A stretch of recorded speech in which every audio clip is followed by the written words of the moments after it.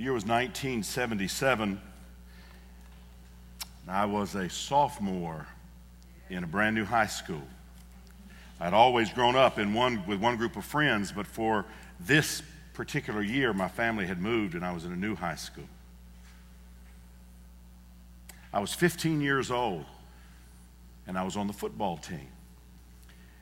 And because the coach had not yet figured out my athletic prowess, I was somehow on the JV. I don't know exactly what was going on there, but I was on the JV.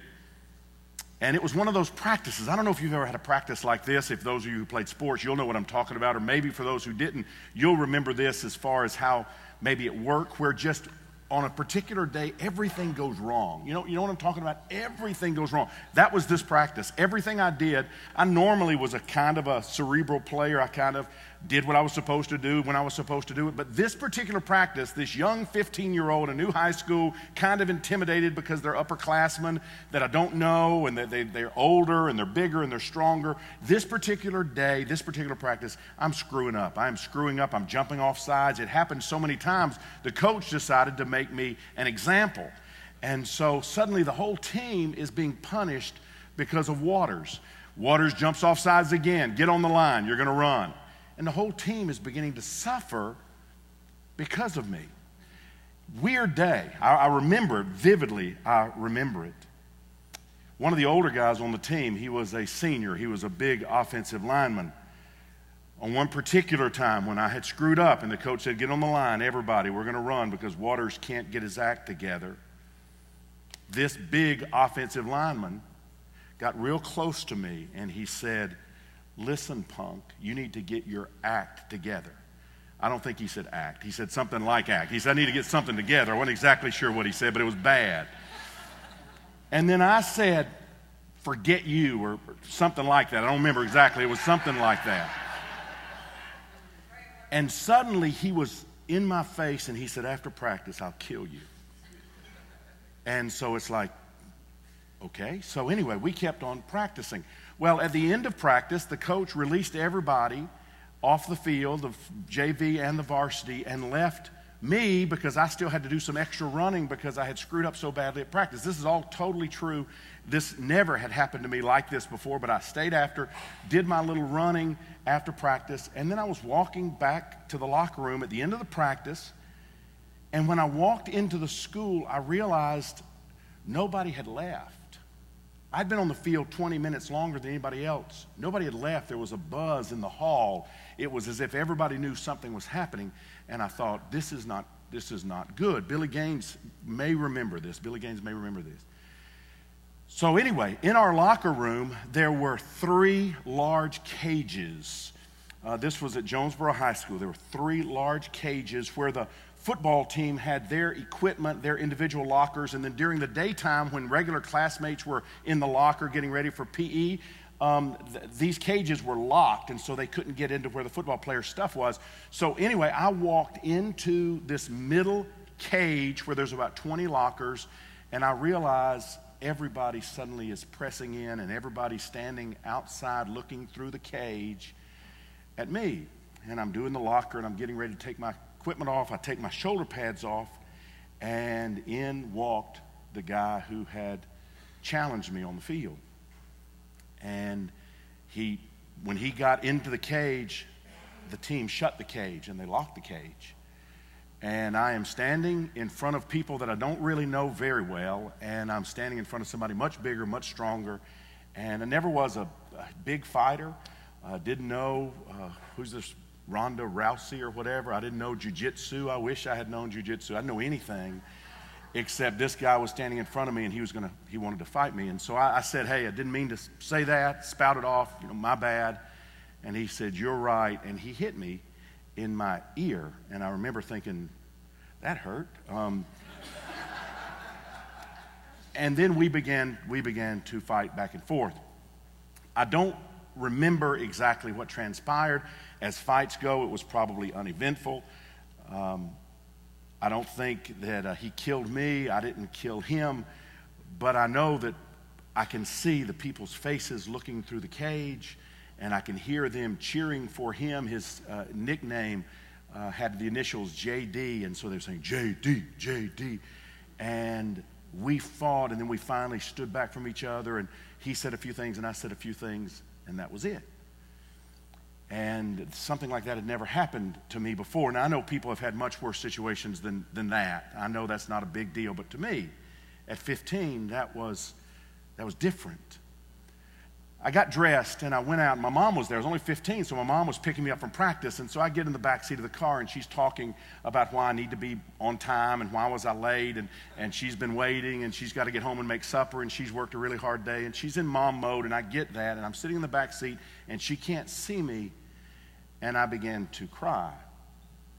Not loud, not so she ever knew, but just tears running down my face, and I thought, life is way tougher than I thought it was going to be. And I don't know if I am up to challenges like that, because I wasn't expecting it at all. Well, I later matured, and I realized challenges involving fist were not the big challenges for me in life. But there are all kinds of other challenges. Challenges that take place for me here. Challenges that take place on, am I good enough? Is God mad at me? Am I more dysfunctional than anybody in the world? Why am I afraid about certain situations? Why can I not step with boldness into certain... It seems like I see other people and they do it, and why do I seem to be hesitant? What is it? Why do I return sometimes to the same mistakes? Why... Those were the challenges. And I've often wondered, does God have a word for me? Romans chapter 8 is considered by most Bible scholars to be the greatest chapter in the entire Bible.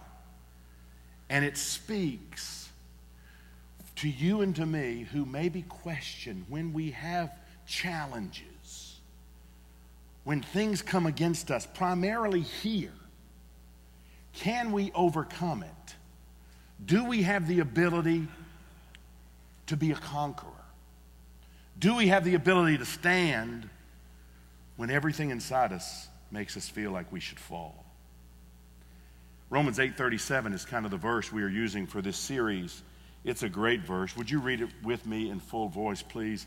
In all these things, we are more than conquerors through him who loved us. Would you read it one more time? In all of these things, we are more than conquerors through him who loved us. Paul uses the phrase more than conquerors. This is an interesting phrase. It only appears here in the New Testament, and it means we have the potential for a surpassing victory. It means to be completely victorious. A better translation would be, you have the potential to be, in those battles that you face, you have the potential to be a super conqueror. A super conqueror. So that's what we want to do. We want to spend the next 5 weeks in this month talking to you about how you can wrestle with those things in your life that often defeat you, and how you can discover what God has to say about that. And again, I know there are many of you who have come from way more difficult situations than I have ever been in. And me telling a little fight story from high school is nothing compared to what you've been in. But I want you to know that the truths I'm going to share apply to whoever you are. These are truths that are universal truths that I think work. I believe God is wanting us to know this. And so just with a pen, I want to give you a few thoughts. You can win. You can win in those battles. And the first thing I want you to write down is this: you can win because God is on your side. Just write that down. You can win. Maybe a little more house lights, guys. You can win because God is on your side. Romans 8:31. We're going to look at the last half. My favorite verses in the Bible are Romans 8:31 through 8:39. So what I'm talking about today is my favorite verses in the Bible. Romans 8:31 says this. Paul is writing, and by the way, Paul wrote this on his third missionary journey. He probably was in Corinth. You can read about that in Acts chapter 20, verses 2 and 3. None of that really matters. He has never been to Rome, and he is writing this beautiful letter. It's late in his life as far as he's understanding things about the Christian faith, and he is wrapping it all up for the Romans, and he has sent this letter to them. Romans chapter 8:31 says this, "What then shall we say to these things? If God is for us, who can be against us?" And it's not if, like a question mark, if. It is better translated, since God is for us, who can be against us? The idea of God being for you and for me is so important in you having a healthy theology.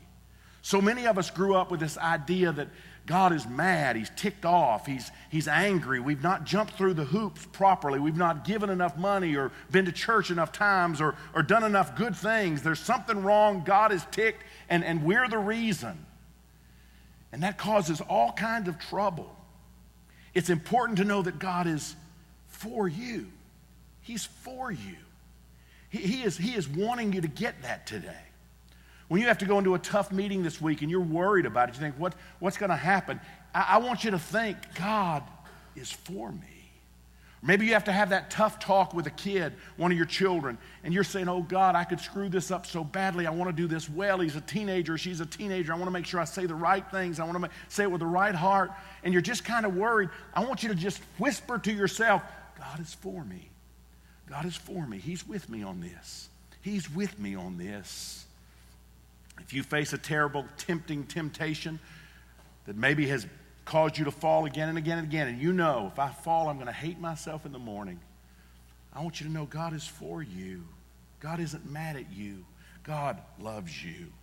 One of the most colorful parables Jesus tells is in Luke chapter 18. I love this. It's only got two characters in it. It's got this judge. Jesus said there's this judge, and this judge is a sorry individual. He doesn't care about God. He doesn't care about man. He's just horrible. And the other character in this parable Jesus is telling is a widow. And if you know the Bible stories, you know that widows, they're people that are really low on the totem pole. They don't have much going for them. And so those are the two characters. This widow is being oppressed. We don't know what that means. We don't know who's oppressing her, but she's got some issues. And the only thing she can do is go to this wicked judge. And she goes to the judge, and the judge says, you know what? I don't care about you. I don't care about your situation. Get out of my courtroom. And so she leaves. And then she goes back and she continues to be oppressed, and she thinks, you know what? He is the only chance I've got.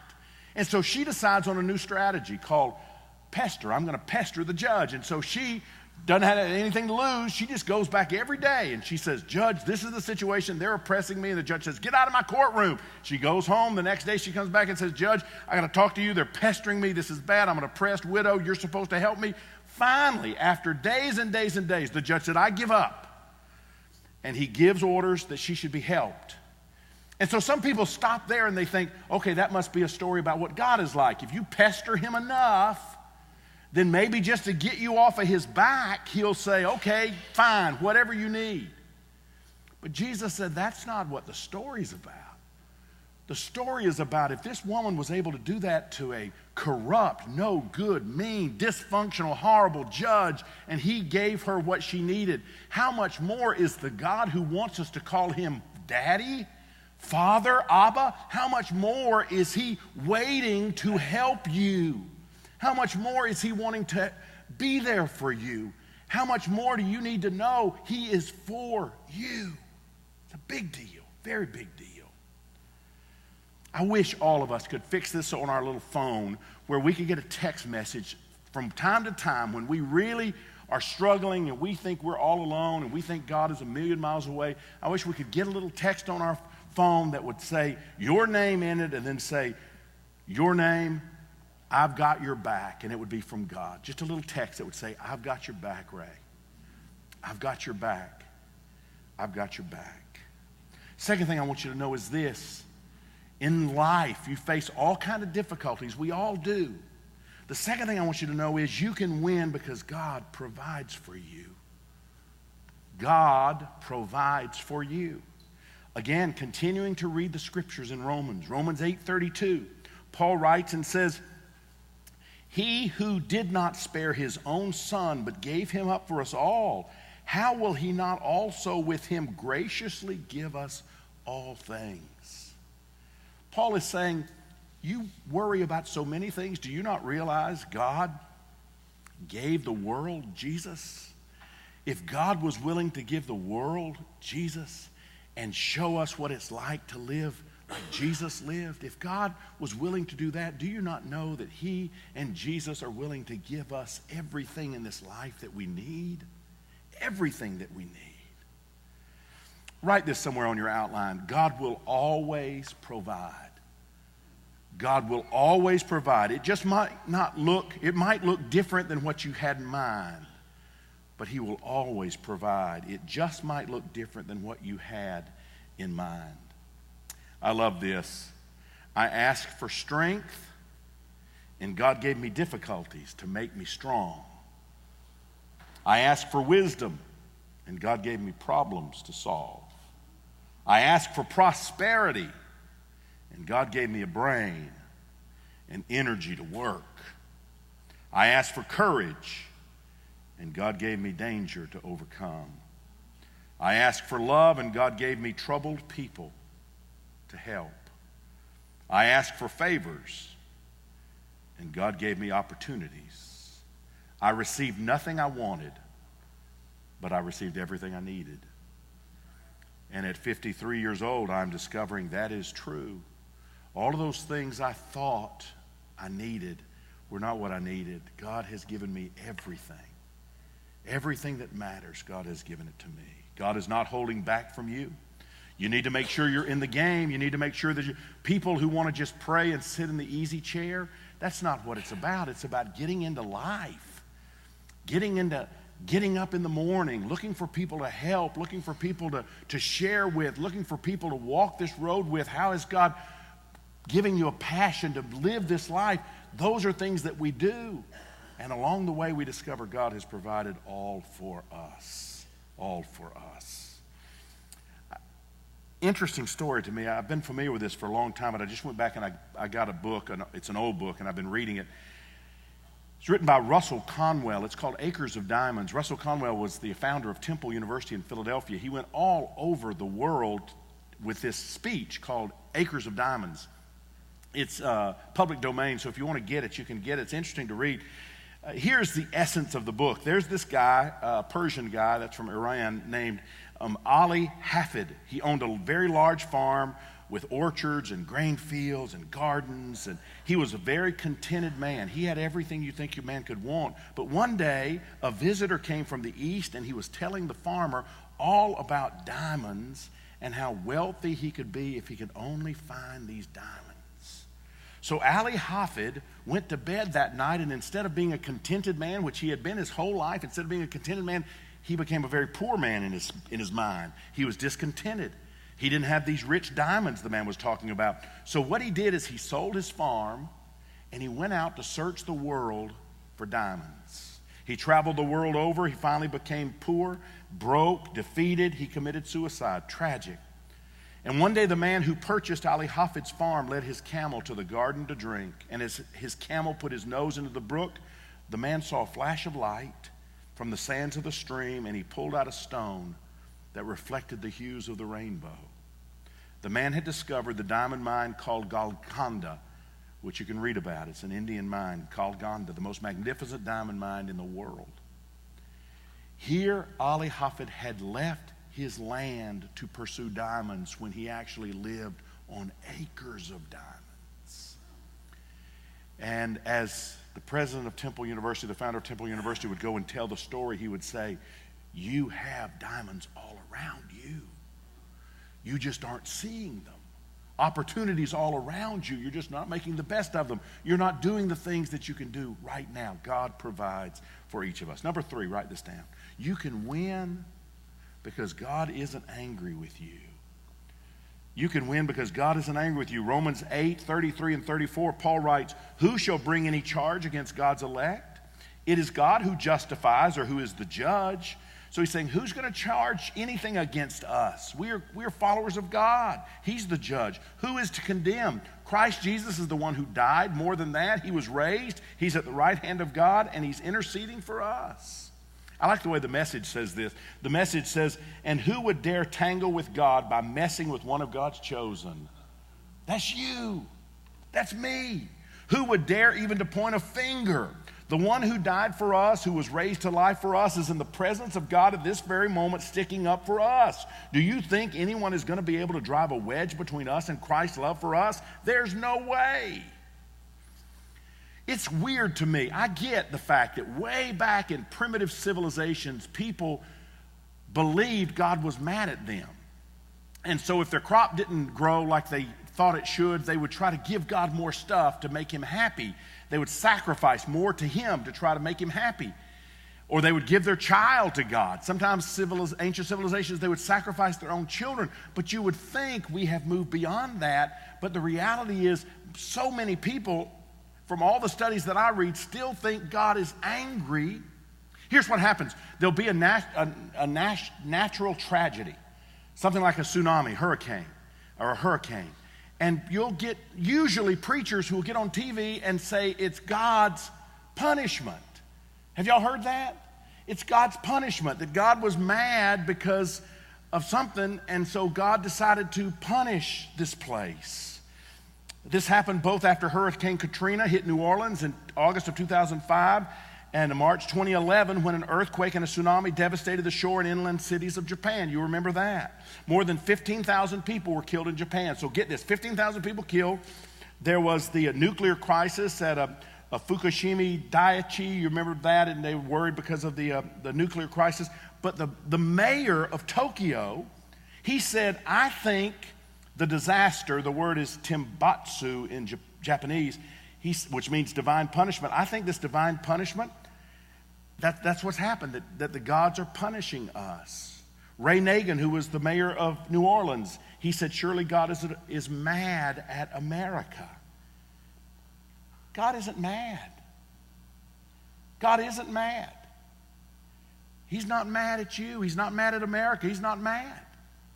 An interesting book was written recently called America's Four Gods. It was written by Paul Frost and Christopher Bader. And the book basically said, out of all of America, there's about 5% of the people who are atheists, but the other 95% can basically go into four categories in how they feel about God. Some believe in a God who is an authoritative God. You'll see that on the screen, an authoritative God. 31% of Americans believe this, that God is engaged in this world and he is judgmental, meaning he is causing things to happen because he is mad. Then there's the benevolent God. 24% of Americans believe this. They believe God is engaged in our daily life, yet he is non-judgmental. He's not mad. 24%. Then there's the critical God. The critical God, 16% of people believe this. God is judgmental, but he is disengaged from our lives. He is ticked off, but he's not really engaged. And then there's the distant God. 24% believe God is non-judgmental, but also disengaged from our lives. I'm just curious where you are on that. Have you ever thought about how you see God? Let's put him back on the screen again. Do you believe in authoritative God? Someone who is engaged in the world, but is still very, very angry and is punishing left and right anytime somebody gets out of line? Do you believe in the benevolent God, that he is engaged in the world, but he is kind and gracious and he is for us? Do you believe in the critical God or the distant God? Where are you? 31% believe that God is causing these bad things to happen. I'll show you where I am. I believe in a benevolent God. I believe in a God who is for us, not against us. I believe in a God who is good. I believe in a God who is wanting the very best for you. Last thought is this. You can win those battles here. You can win because God has promised you his love. I love, Ray and I didn't talk about the sermon, didn't talk about the songs. I saw the playlist the other day. It didn't really register with me. And then as we were singing, I thought, I love when the songs just seem to just kind of dovetail so great with what I feel like I'm supposed to say. These are my favorite two verses in all the Bible. Anybody that knows me knows these are the two that this is it. Romans 8, chapter 8, verses 38 and 39. Paul writes and says, For I am sure that neither death nor life, nor angels, nor rulers, nor things present, nor things to come, nor powers, nor heights, nor depth, nor anything else in all creation will be able to separate us from the love of God in Christ Jesus our Lord. What a verse. nothing will separate you from God's love. Nothing will separate you. You cannot go to a place outside of where God's love for you is. It is everywhere you are. You just have to see it. You have to be aware of it. One final story in the Old Testament, 2 Kings chapter 6. Elisha is walking with his servant early in the morning, and they're about to be attacked by the enemy. And just look at what the text says. When the servant of the man of God got up and went out early the next morning, an army with horses and chariots had surrounded the city. And he said, "Oh no, my Lord, what shall we do?" The servant asked to Elisha, "We're surrounded. We're going to get killed. This is horrible." The prophet says, "Don't be afraid. Those who are with us are more than those who are with them." Well, there's nobody with us. So Elisha prayed and said, "Open his eyes, Lord, so that he can see." And the Lord opened the servant's eyes, and he looked, and he saw the hills full of horses and chariots of fire all around Elisha. I don't understand all of that. But I think the point is, if you could look around and see with spiritual eyes, you would see God's love is all around you. You would see that there's never a moment that you are alone. There's never a moment that you're by yourself. His love is always there. His love is always there. Isaiah 41:10 in the Message says this, "Don't panic.